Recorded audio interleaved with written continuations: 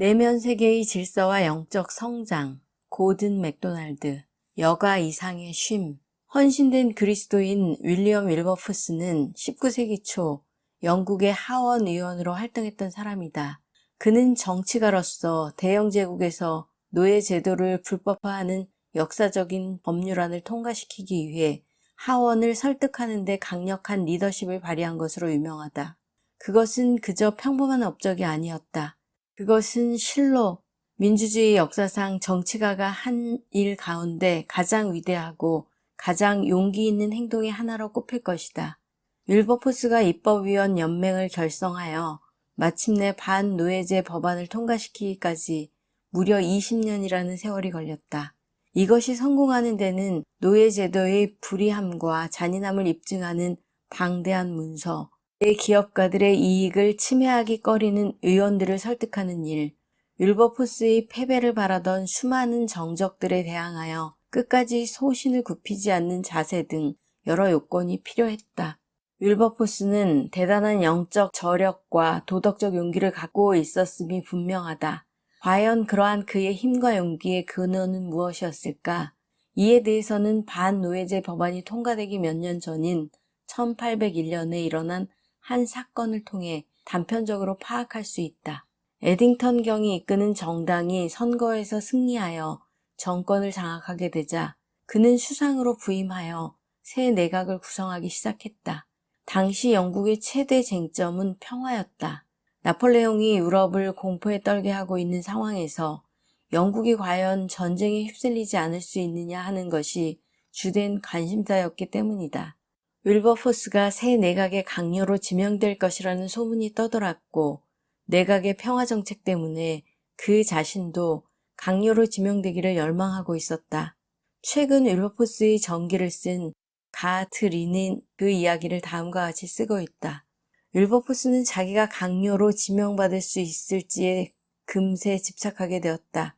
그 생각은 며칠 동안 그의 의식세계를 온통 사로잡은 나머지 다른 것은 모두 제쳐놓게 되었다. 그 자신이 시인한 것처럼 야심이 솟구쳐서 그의 영혼은 불구가 되기에 이르렀다. 그러나 윌버포스의 생활은 평소 견제와 균형으로 잘 훈련되어 있었기 때문에 이런 특별한 상황에서 꼭 필요한 효력을 발휘했다. 린이 말하듯이 그는 일요일이 되자 자유를 얻었다. 왜냐하면 그는 매주 일요일에는 쉬면서 내면 세계의 질서를 되찾았기 때문이다. 그 지위를 확보하기 위해 술수를 쓰고 싶은 유혹과 야망이 꿈틀거리던 어느 주말, 그리스도인 정치가 윌버포스는 다음과 같은 글귀로 일기를 시작하고 있다. 오늘처럼 쉬면서 신앙에 전념할 수 있는 날을 주신 하나님을 찬양하나이다. 이날에 이 땅의 것들은 그 본래의 크기를 드러내고 내 야심은 수그러들었나이다. 분주한 생활 속에서 윌버포스에게 견제와 균형을 준 것은 바로 안식일이었다. 그는 참된 쉼이 무엇인지 깨달았던 것이다. 윌버포스가 발견한 점은 안식일의 쉼을 위해 정기적으로 일정한 시간을 떼어놓는 사람은 균형 잡힌 안목으로 인생을 조망할 수 있고 탈진과 붕괴를 피할 수 있다는 것이었다. 윌버포스 시대에 살았던 모든 이가 그런 비결을 붙들고 있었던 것은 아니다. 오늘날과 마찬가지로 그때에도 일 중독과 미친 듯이 바쁘게 돌아가는 풍조가 존재했다. 일례로 윌버포스는 윌리엄 피트에 대해 이렇게 썼다.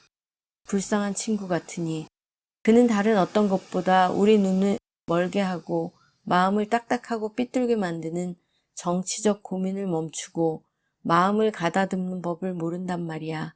윌버포스는 자살한 다른 2명의 정치가에 대해 이렇게 썼다.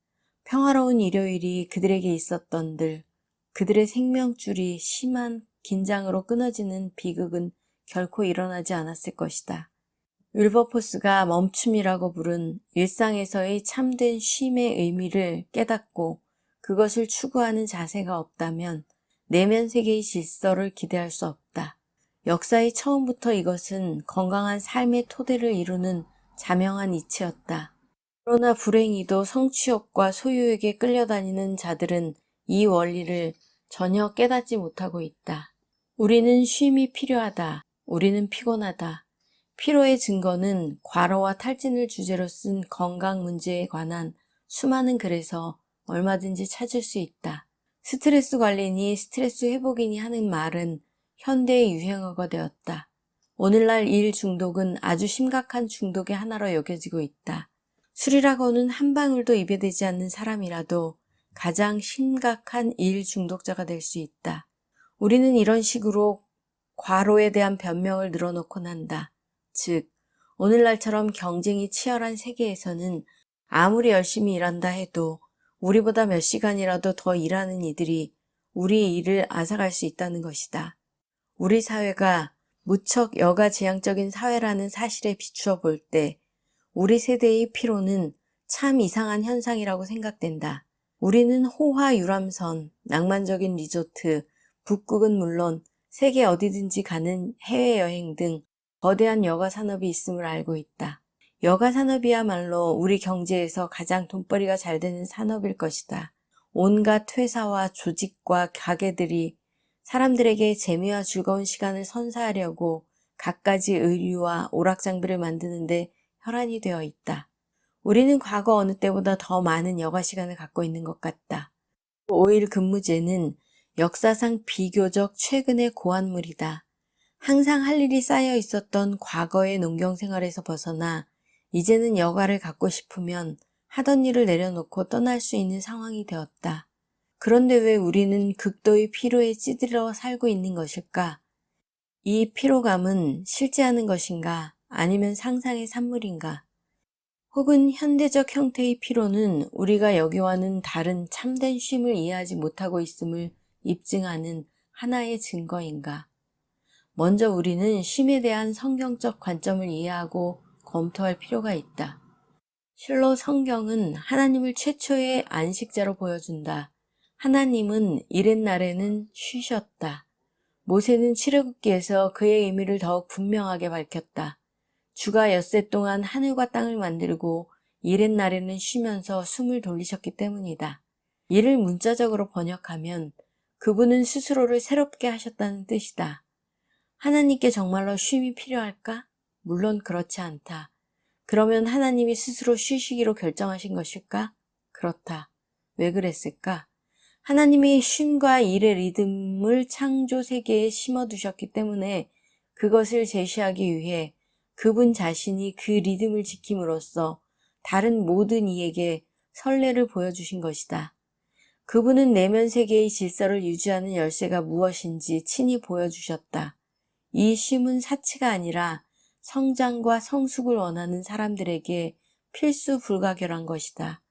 우리는 쉼이 반드시 필요한 것임을 깨닫지 못했기 때문에 그 의미를 왜곡시켜버렸고 하나님이 맨 처음 우리에게 보여주신 그 쉼을 여가나 오락 같은 것으로 대체시키고 말았다. 이러한 것들은 내면 세계를 정돈하는 데 전혀 도움이 되지 않는다. 여가와 오락은 재미있는 것일지는 모르지만 개인의 내면 세계와 관련해서는 마치 솜사탕을 위에 집어넣는 것과 다름없다. 그것은 일시적으로는 기분을 좋게 하지만 결코 오래가지는 못한다. 재미있는 순간이나 기분 전환, 웃음, 레크레이션 자체를 비판하려는 생각은 추호도 없다. 단지 그것들만으로는 우리가 갈망하는 바 영혼을 소생시키지 못한다는 점을 말하라는 것뿐이다. 그것들이 육체에 순간적인 쉼을 줄지 몰라도 내면 세계 깊숙이 존재하는 쉼에 대한 욕구를 충족시켜 줄 수는 없다. 몇 년 전 어떤 연고를 대대적으로 선전하는 유명한 광고가 있었는데 그 약은 종기에 깊이 침투해서 통증을 없애준다고 했다. 이처럼 안식일의 쉼은 내면 세계 깊숙이 스며있는 피로감까지 침투해 들어간다. 이러한 피로는 오늘날 어떤 오락으로도 회복할 수 없는 것이다.